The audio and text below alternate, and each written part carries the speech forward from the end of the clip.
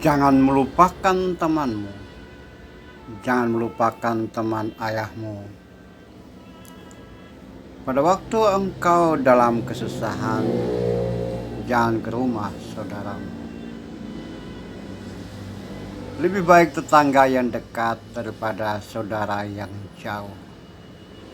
Perubahan Amsal 27 ayat yang ke-10.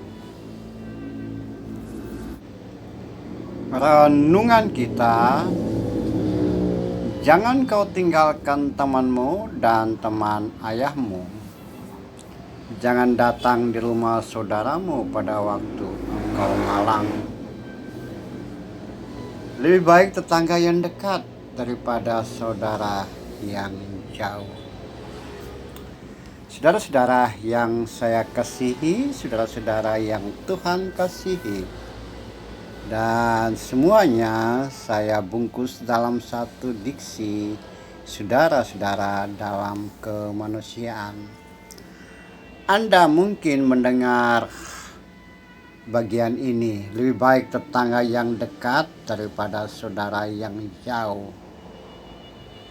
Bahkan mungkin saja Anda juga pernah berkata kepada sesama, kepada orang lain, atau kepada sanak famili, ketika interaksimu dengan para tetangga dalam komunitas menunjukkan hal-hal yang baik, yang bersahabat, yang begitu erat dan begitu karib, dan saling membagi, saling memperhatikan satu sama lain.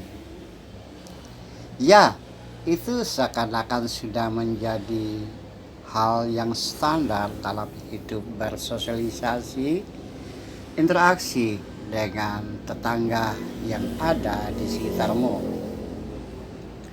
Hal seperti itulah yang pernah diungkapkan oleh Raja Salomo pada masa lalu dalam salah satu bagian kecil kata-kata hikmat, kata-kata bijak yang telah diwariskan kepada kita, kepada seluruh umat manusia hingga era kekinian.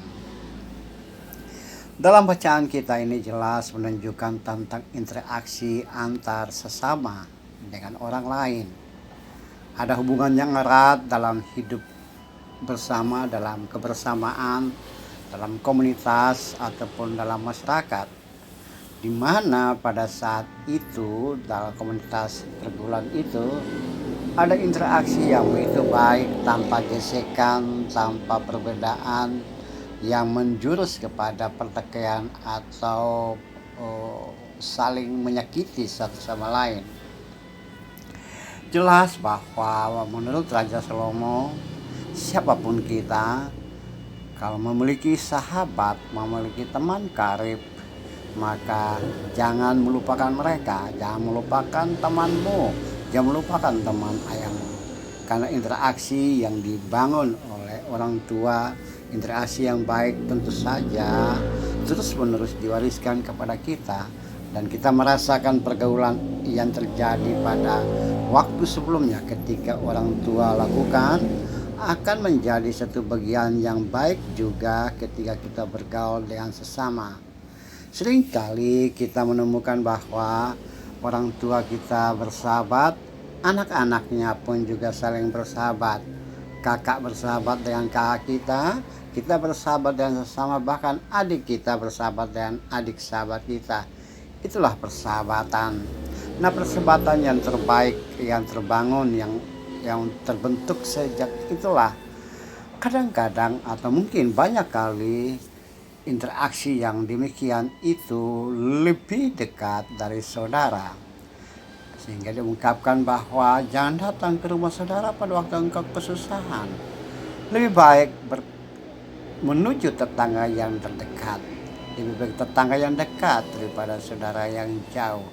Ya, benar, tetangga yang dekat ketika kita berbisik pun bisa saja ia mendengar.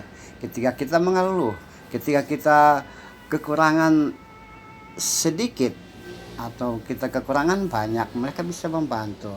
Mereka yang tiap hari melihat keadaan kita keluar rumah, ke dalam rumah, atau kita berbisik atau kita rame, mereka tahu persis apa yang terjadi.